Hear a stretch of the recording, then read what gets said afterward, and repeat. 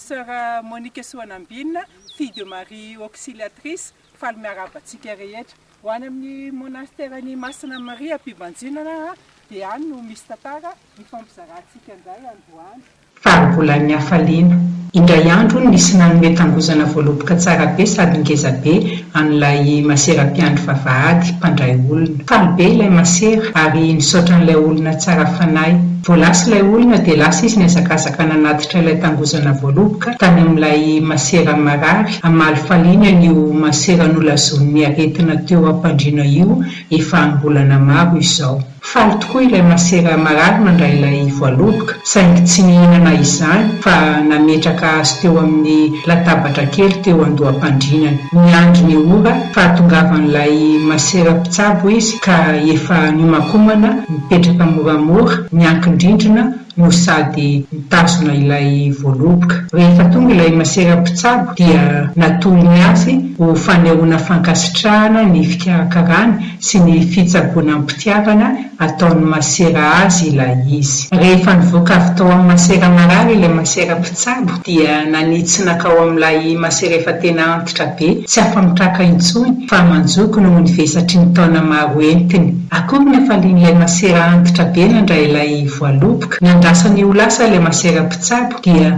nangono ny herikely rehetra nananana. Nantehitra tamin'ilay teny izy dia lasa nanjoko nakany an-dakozia. Gaga ilay masera mpahandro nahita ity rahavavy, sahirana aok'izany namindra tonga hatrany aminy. Miveriny angataka rano hosotroina. Avy hatrany izy dia naka rano tamin'ny vera ka nitsehina ilay masera manjoko be. Akory anefa ny agagany nahita fa aya ny tangozana voaloboka tsara sy ngeza be azy nantondian'ilay masera efa manjoko. Mentana ny fony ary tsy tanany ny ranomasina.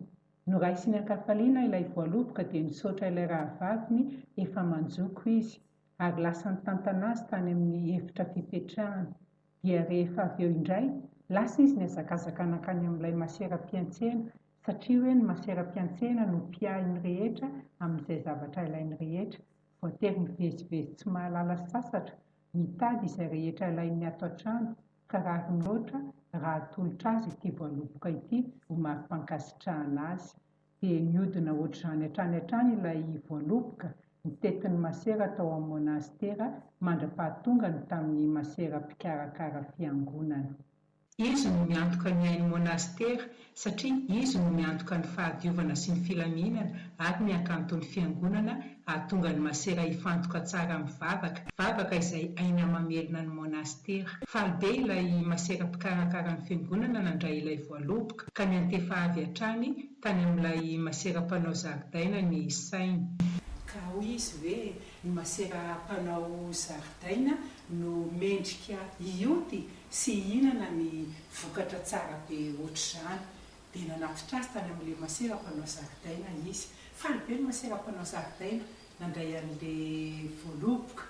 Mbola tsy nahita voaloboka ngeza be sy tsara be ohatr'izany izy ka avy hatrany dia tany amin'ny masera lehibe ny sainy satria ny masera lehibe manompo ampitiavana sy ampanetretena ny monastera iray manontolo ka izy no mendrika omena ho mari-pitiavana izay fanompoana izay an'io voaloboka tsara tarehy io. Dia lasa izy nakany amin'ny masera lehibe mitondra an'ilay vokatry ny tany tsara indrindra mbola tsy fahitany. Rehefa nahitan'io ny masera lehibe dia faly be. Nitaona an'ilay masera mpanao zaridaina hiaraka aminy anatitra ilay voaloboka any amin'ny masera mpiandro vavahady satria fantatry ny masera lehibe fa ny asa fiandrasana vavahady sy fandraisana olona dia asa mitaky fandavan-tena lehibe satria na andavanandro na alahady na fety lehibe dia eo amin'ny asany mandrakariva ny masera mpiandry vavahady. Niaraka tany izy mirahavavy tsy nahalala izay niavian'ilay voaloboka anatitra io voaloboka io an'ilay masera mpiandry vavahady. Orakora-pifaliana ny azy telo mirahavavy rehefa nitantarain'ilay masera mpiandry vavahady ny niavian'ilay voaloboka. Any ka tapa-kevitra avy hatrany izy telo mirahavavy ny hitondra izany voaloboka izany ho ao amin'ny efitra fisakafoanana amin'ny atoandro. Rehefa tao amin'ny sakafo atoandro, kotaba orakoram-pifaliana ny aniny masera rehetra tao monastera nandre fa kay samy nandalovany voaloboka io daholo ny masera rehetra ary samy faly daholo nyhevitra ny hafa sy nanome izany ny afaka nitovizana ny hafaliana tamin'ny nandray sy tamin'ny mizara samy nanana izay hafaliana izay daholo tehatehaka tsy mifandrenesana no namarana ny sakafo atoandro tamin'izay satria kay a ny masera rehetra tsy nihevitra ny tenany aloha fa nihevitra ny hafa dia izay hafaliana lalina vokatry ny fiheverana ny hafa izay a no niteraka n'ilay tehatehaka tsy mifandrenesana namarana ny sakafo atoandro ho faranantsika eto ny tantaran'ilay voaloboka sy masera ao monastera fa asiantsika fandiniana kely teny ndray mbava fotsiny ho fehin'ilay tantarany anoantsika teo ho tsaroantsika mandrakariva